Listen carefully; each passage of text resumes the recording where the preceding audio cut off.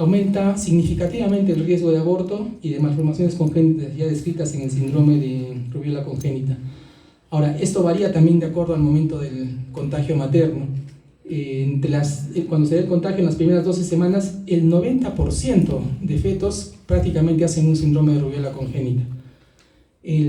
Si se da entre la semana 13 y 14, el 50%, y al final del segundo trimestre, el 25%. Como pasa en la varicela, también después de las 20 semanas los efectos ya son raros. El diagnóstico es serológico y mediante prueba de avidez de inmunoglobulina B, IgG para rubiola, para el virus de la rubiola. La vacuna es parte de la triple viral, no en gestantes, recapitulando nuevamente. Sí en mujeres de edad fértil, como lo dije, hasta un mes antes del embarazo es la recomendación de la vacuna, y también se recomienda que estas vacunas se coloquen en personal de salud que estén en contacto con mujeres gestantes. Otra cosa, hay muchas mujeres que se vacunan y no saben que están embarazadas o se dieron cuenta que están embarazadas. En cuanto a vacunación, se ha comprobado que aproximadamente el 2.6% de gestantes vacunadas pueden desarrollar en el feto un síndrome de rubiola congénita. Entonces, a comparación de la infección, de la primoinfección, es un porcentaje bajo, por lo que en estos casos no es indicativo de interrupción del embarazo. El tratamiento básicamente es sintomático y si puede darse también, puede haber respuestas si se da inmunoglobulina poliklonal, si esta se administra en los primeros 5 días de la exposición. Es un bebé afectado, rubiola congénita. Ahí se ve la catarata del ojito, una hepatomegalia y el rash, una púrpura, ¿no? Por una púrpura trombocitopénica. En cuanto a los virus respiratorios, es un conjunto de virus conformados por el rinovirus, el coronavirus y el adenovirus, y se transmite por vía respiratoria por las gotitas de flujo. Básicamente están caracterizados por presentar rinorrea, estornudos, congestión nasal, tos, una gripe, y puede haber en las gestantes hasta una complicación con neumonía hasta el 25% de gestantes. El efecto teratogénico de estos virus es controvertido. Algunos describen que puede haber anencefalia fetal, que puede haber defectos de tubo neural, anomalías de pie y mano, pero no está estrictamente comprobado. También puede afectarse con retardo de crecimiento, hidropesía no inmune, miocarditis en adenovirus y prematurez. El diagnóstico, ya lo saben, es mediante hisopados faringeos y mediante pruebas de PCR. La vacuna sí, hay una vacuna para COVID-19 que también se coloca en gestantes, ¿no? Que se puede indicar en gestantes. El tratamiento es sintomático, básicamente, y en caso de complicaciones, sobre todo neumónicas, ya es hospitalario y oxigenoterapia en neumonías, y bueno, dar tratamiento a las complicaciones que puedan presentarse producto de la enfermedad. Los enterovirus. Los enterovirus son picornavirus con RNA, son componentes de estos virus, el Coxsackie virus, el poliovirus y el ecovirus. Se transmite por secreciones respiratorias. En cuanto a la madre, la mayoría son asintomáticas, pero puede afectar al sistema nervioso central, se puede afectar la piel, el corazón y los pulmones. Pueden provocar meningitis aséptica, pleuritis, pericarditis y miocarditis, y el Coxsackie virus básicamente lo que se llama el síndrome boca-mano-pie, que es una erupción en estas zonas del cuerpo, ¿no? La polio generalmente produce una parálisis espástica, ¿no? Sí, la polio cuando afecta a mujeres es de mayor mortalidad. Ya casi no se ve polio por la vacunación temprana que se da a todos los recién nacidos. En cuanto al feto, el efecto teratogénico es leve. Puede haber una hepatitis fetal, una encefalomielitis, lesiones cutáneas, una miocarditis. Algunos reportes pueden indicar que puede estar asociado a anomalías cardíacas, retardo de crecimiento intrauterino, parto pretérmino y bajo peso al nacer. Cuando la polio se contagia durante el tercer trimestre, puede haber una transmisión vertical hacia el feto, de la madre al feto. En cuanto a la vacuna, existe una vacuna oral contra la polio que se ha demostrado que no tiene efectos dañinos en el feto. No hay vacunas para el Coxsackie y para el ECO. El tratamiento es específico de acuerdo a cada entidad que se presente. Acá vemos, ¿no?, el síndrome mano-boca-pie del Coxsackie virus y las deformaciones que da la polio en los niños, ¿no?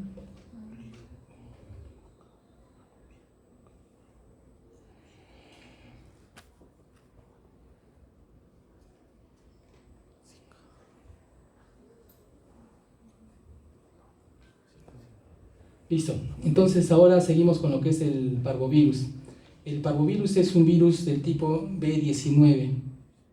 Este se transmite por secreciones respiratorias y por contacto de la mano hacia la boca. El 20 a 30% son sintomáticos.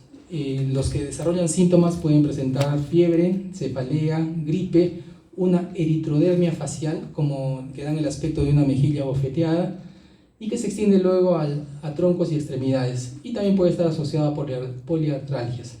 En el feto, la tercera parte de fetos de madres que tengan parvovirus afectan a su feto, y el efecto fetal primario es la anemia.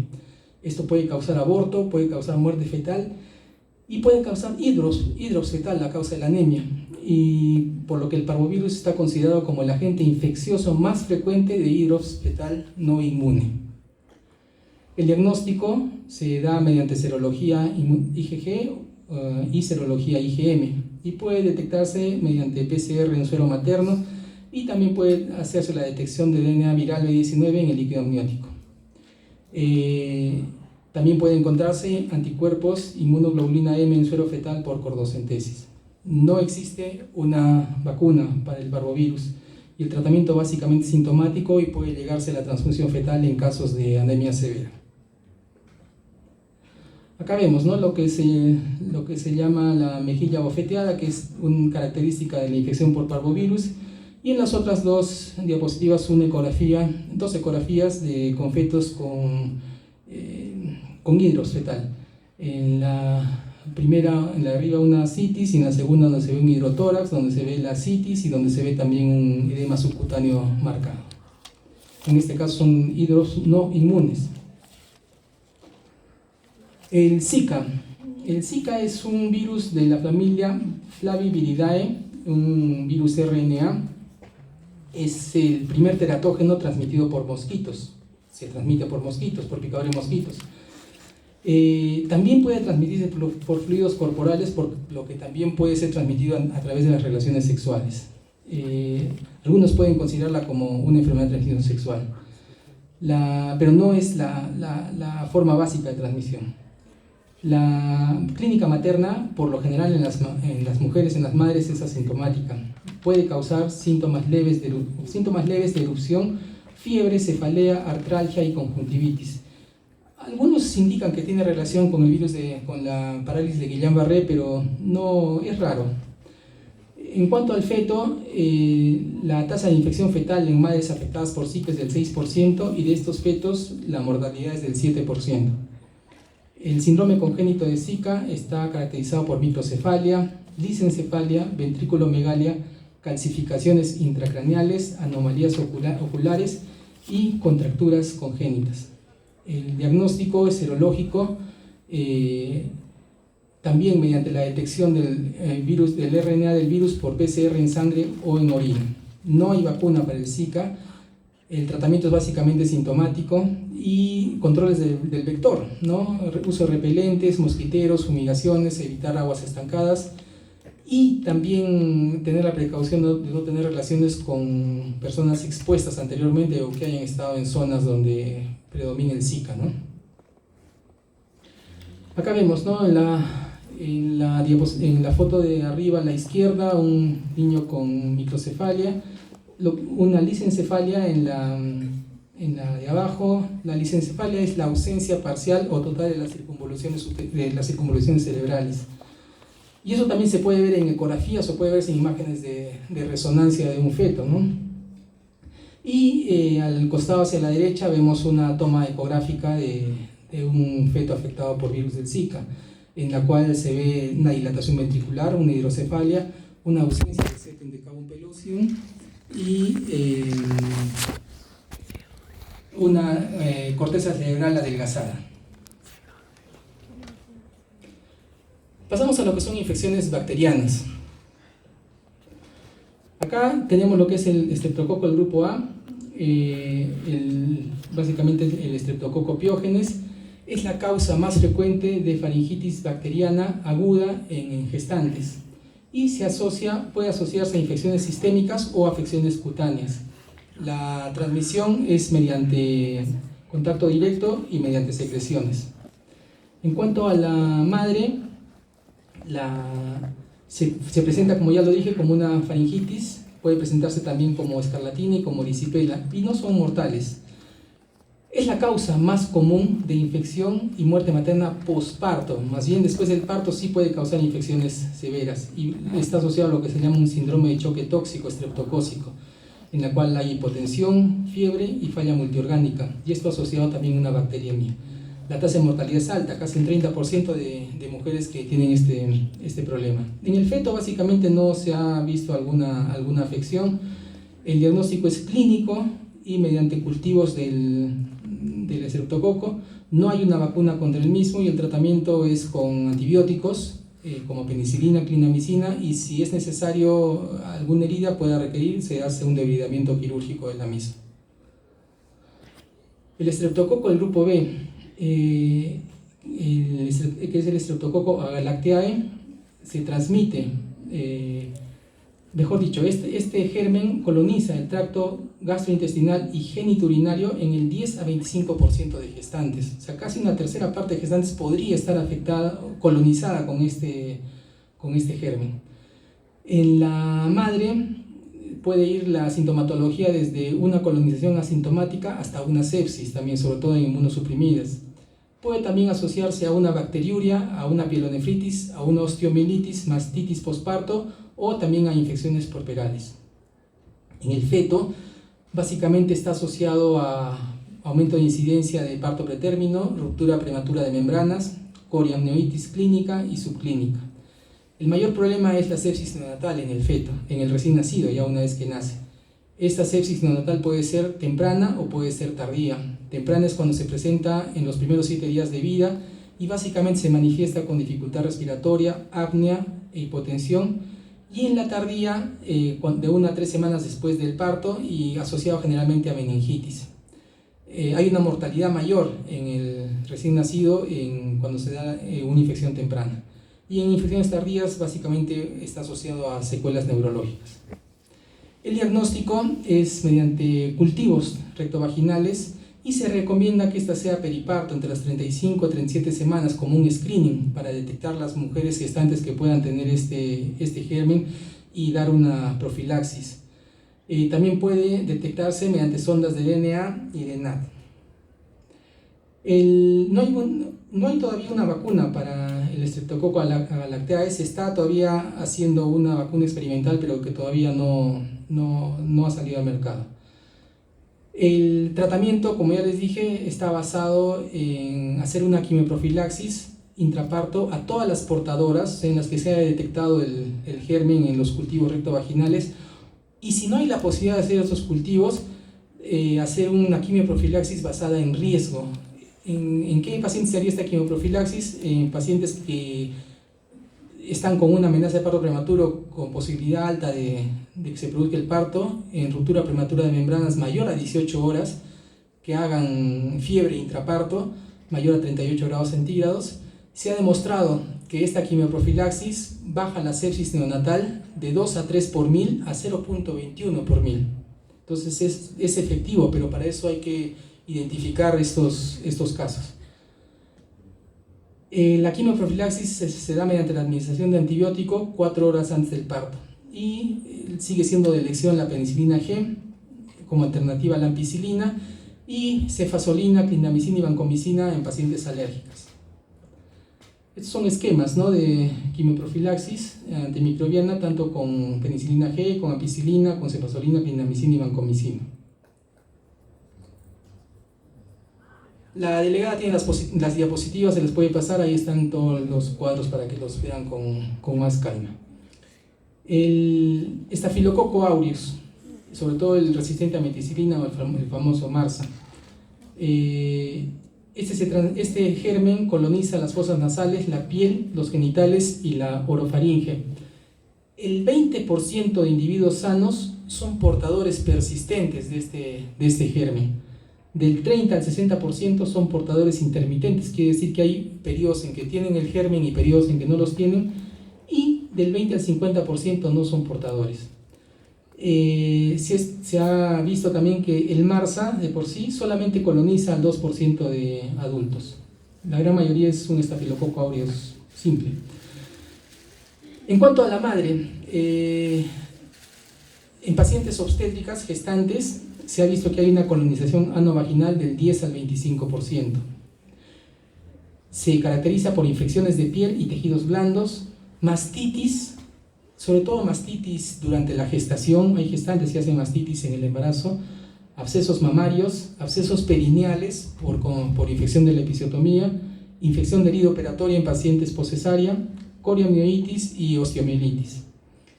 Este MRSA es de dos tipos: uno el adquirido en la comunidad, que es la mayoría de gestantes, y el otro que se adquiere intrahospitalario.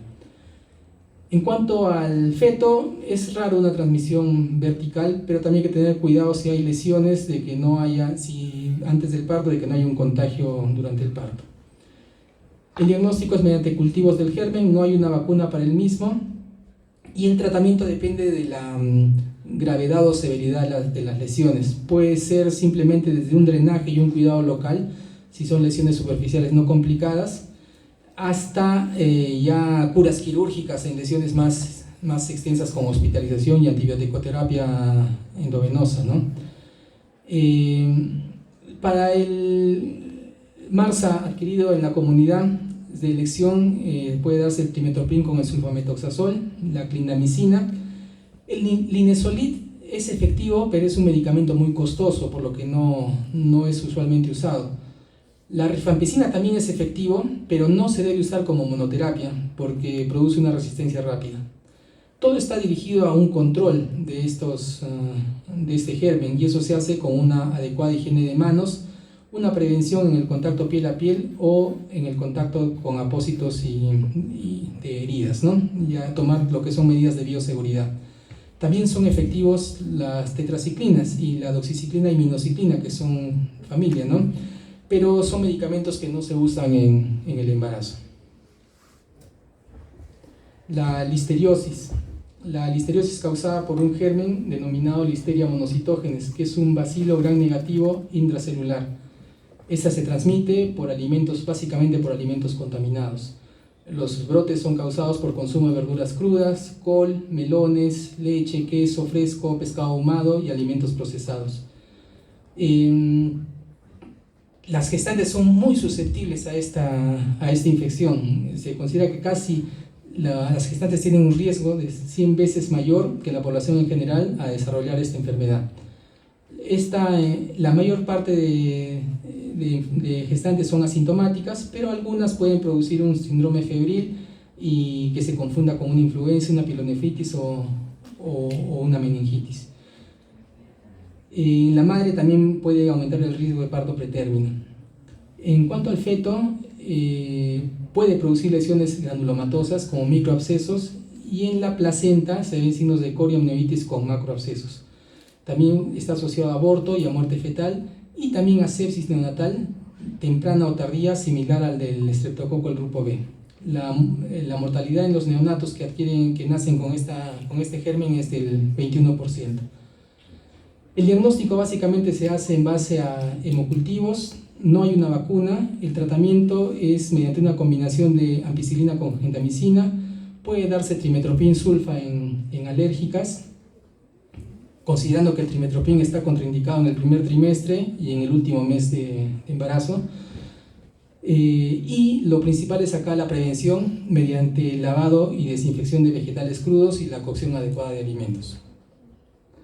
Acá vemos, ¿no?, un feto muerto afectado por listeriosis. Se ve una placenta pálida con presencia de pequeños abscesos. Otras enfermedades son lo que es la salmonelosis, producida por la salmonela, que puede ser la tifia o la enteritidis. Se contagia por alimentos contaminados. Generalmente provoca una diarrea no sanguinolenta, además asociado a dolor abdominal, fiebre, escalofríos, náuseas, vómitos, que se presenta generalmente entre 6 a 48 horas después de la exposición. Y en la fiebre tifoidea ya existe una bacteriemia, ¿no?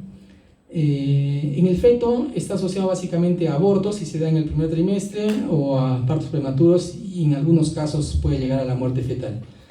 El diagnóstico se hace mediante coprocultivos para identificar el germen, y hay una vacuna para Salmonella typhi que no se ha demostrado que sea dañina en gestantes, pero básicamente se recomienda cuando se curse, digamos, esté en una zona, en un lugar de epidemia, o vaya a viajar la gestante a zonas endémicas de salmonelosis.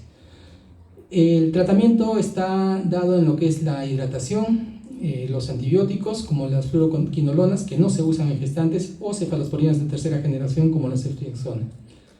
En cuanto a la shigelosis, es producido por el germen Shigella, se transmite por la vía fecal oral. En la madre puede producir diarrea leve a disentería severa, caracterizada por heces con sangre, calambres abdominales, tenesmo rectal, fiebre y toxicidad sistémica. En el feto se puede asociar generalmente a parto prematuro. El diagnóstico igual con estudio de heces y coprocultivos. No hay vacuna, y por lo general es una enfermedad que se autolimita sola, pero hay que tener cuidado con la deshidratación. Estos pacientes son muy susceptibles a hacer una deshidratación severa. Y los antimicrobianos es similar al tratamiento de salmonela, solamente agregando lo que es acitromicina. La lepra es causada por el Mycobacterium leprae. La transmisión es de piel a piel o en forma vertical. Las lesiones son máculas hipopigmentadas en la madre, rojizas. Hay pérdidas de sensibilidad dentro de esas máculas, parestesias en manos o pies, y se empieza a producir luego heridas indoloras en las manos o los pies. Y finalmente aparecen nódulos o protuberancias voluminosas en las regiones del cuerpo. En el feto puede estar asociado a bajo peso al nacer y a lesiones dérmicas similares por transmisión vertical al feto. El diagnóstico es mediante PCR. No hay una vacuna para el mismo, y el tratamiento es con una combinación de antibióticos como la dapsona, la rifampicina y la clofazimina. Es un tratamiento seguro que se puede dar en gestantes. Casi no vemos lepra acá, pero en zonas como en el oriente sí se ve bastante de estos casos, ¿no? La enfermedad de Lyme es producida por una espiroqueta, la Borrelia burgdorferi. Se transmite por picadura de garrapata del género Ixodes. Puede dar también una transmisión vertical a través de la placenta. En la madre existen 3 etapas. La infección temprana, que es la lesión cutánea focal, en la cual hay un eritema migratorio similar, un síndrome similar a la gripe y adenopatía local. La segunda etapa es la infección diseminada, que ya es una infección multisistémica, en la cual pueden aparecer lesiones cutáneas, artralgias, carditis y meningitis. Y finalmente la infección tardía, que es la tercera etapa, o persistente, donde algunos se vuelven asintomáticos, pero otros pueden desarrollar manifestaciones cutáneas permanentes, manifestaciones articulares o neurológicas. En el feto sí se ha confirmado transmisión transplacentaria, pero no hay estudios concluyentes que indiquen que puede haber efectos o alteraciones congénitas en el mismo. El diagnóstico es clínico mediante serología de inmunoglobulina M e inmunoglobulina G en infecciones tempranas. No existe una vacuna, y el tratamiento en etapa temprana se da mediante doxiciclina, que como les dije no está indicado en gestantes, amoxicilina y cefuroxima, que sí está indicado por 14 días, y en la etapa diseminada ya con ceftriaxona, cefotaxima o penicilina G durante 28 días. Pasamos a la última parte, que son la infección por protozoarios. Acá uno de los más importantes es el toxoplasma, la toxoplasmosis, causado por el Toxoplasma gondii. El toxoplasma es un parásito intracelular obligado. La transmisión tiene 2 etapas, una etapa felina que se da en el gato, que es el huésped definitivo, y otra etapa no felina que se da en el huésped intermediario, que son algunos mamíferos y el humano, ¿no? El contagio humano se da por contagio de heces de gato infectada, y también puede darse mediante transmisión vertical de la madre al feto a través transplacentaria. La clínica materna los síntomas en la madre generalmente es una infección asintomática, subclínica. En algunos casos puede causar fatiga, fiebre, cefalea, dolor muscular, y a veces una erupción maculopapular y linfadenopatía cervical posterior. En adultos, esto es importante, en adultos inmunocompetentes confiere inmunidad. Quiere decir que si una mujer ha tenido toxoplasma antes del embarazo, ya no va a tener riesgo de hacer una toxoplasmosis congénita cuando esté gestando. Entonces, en el feto hay un riesgo de parto pretérmino 4 veces mayor, puede haber retardo de crecimiento intrauterino, hepatoesplenomegalia, ictericia y anemia. También pueden aparecer calcificaciones intracraneales, como vimos en el citomegalovirus, hidrocefalia, microcefalia, corioretinitis y retardo mental. Existe una tríada clásica en esta toxoplasmosis, que es la corioretinitis, calcificaciones intracraneales e hidrocefalia. Y esto generalmente va acompañado también de convulsiones en el recién nacido. El diagnóstico se hace por serología, por la detección de inmunoglobulina G antes del embarazo. Mejor dicho, cuando se detecta inmunoglobulina G positiva a toxoplasma antes del embarazo, ya no hay riesgo de infección congénita. También se puede hacer diagnóstico mediante una ecografía sugerente, en la cual podemos encontrar cambios neurológicos, calcificaciones hepáticas, engrosamiento de la placenta, intestino hiperecogénico y retardo de crecimiento intrauterino. El diagnóstico prenatal se hace mediante amplificación del DNA por PCR del toxoplasma en líquido amniótico.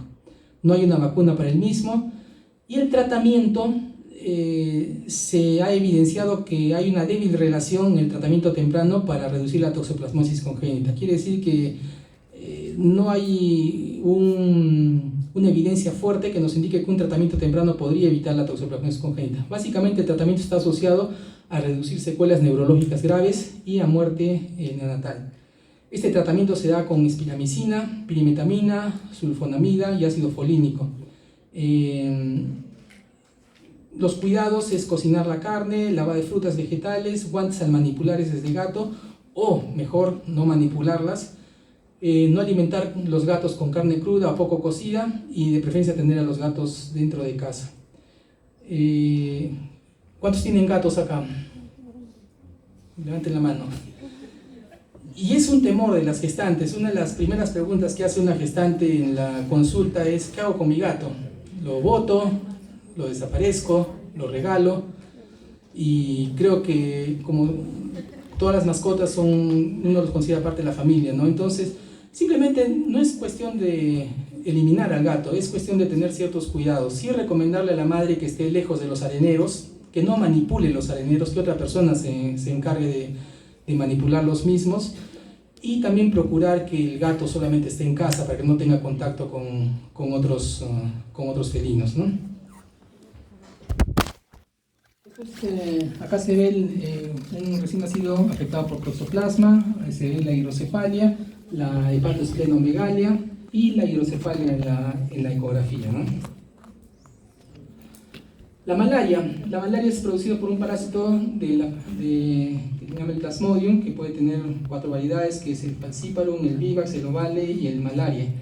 Esto se transmite por picadura del mosquito Anopheles. En las madres, las embarazadas, mejor dicho, tienen una mayor susceptibilidad a enfermar por malaria. Y se caracteriza básicamente por fiebre, un síndrome gripal que va ocurriendo a intervalos. Puede haber anemia, ictericia, insuficiencia renal aguda, coma y muerte. La incidencia aumenta significativamente en los 2 últimos trimestres y en el posparto. En el feto, la malaria puede causar muerte fetal, parto prematuro, retardo de crecimiento, infección materna social. La infección materna se asocia, mejor dicho, a un 14% de recién nacidos con bajo peso. Las infecciones como por Plasmodium falciparum son las peores, y la infección temprana aumenta el riesgo de aborto. Los resultados adversos se asocian básicamente a altos niveles de parasitemia placentaria, en la cual en la placenta hay un acúmulo de eritrocitos, monocitos y macrófagos parasitados en las áreas vasculares de la placenta. Menos del 5% de recién nacidos hacen malaria congénita. El diagnóstico se hace mediante un frotis de gota gruesa y también mediante la detección de antígenos específicos para la malaria. No hay una vacuna todavía diseñada para la malaria. El tratamiento es con antipalúdicos que no están contraindicados, que pueden darse en gestantes: la artemisina, la cloroquina, la hidroxicloroquina, la mefloquina. Y también, al igual que en el Zika, en el control de vectores, puede hacerse una quimoprofilaxis con cloroquina e hidroxicloroquina. La mebiasis es causada por la entamoeba histolítica, la transmisión fecal oral. el 10% de la población mundial se considera que puede estar afectado con este parásito. La mayoría son asintomáticas, pero también cuando es sintomática produce la famosa disentería meviana, ¿no? Y el pronóstico se empeora cuando está asociado a un absceso hepático. Tampoco no está asociado a alteraciones o cambios alteraciones en el feto. El diagnóstico es mediante un examen directo de heces para evidenciar los trofosoditos de la entamoeba, y el tratamiento es en base a metronidazol y tinidazol. Es una microfotografía en malaria placentaria, ¿no?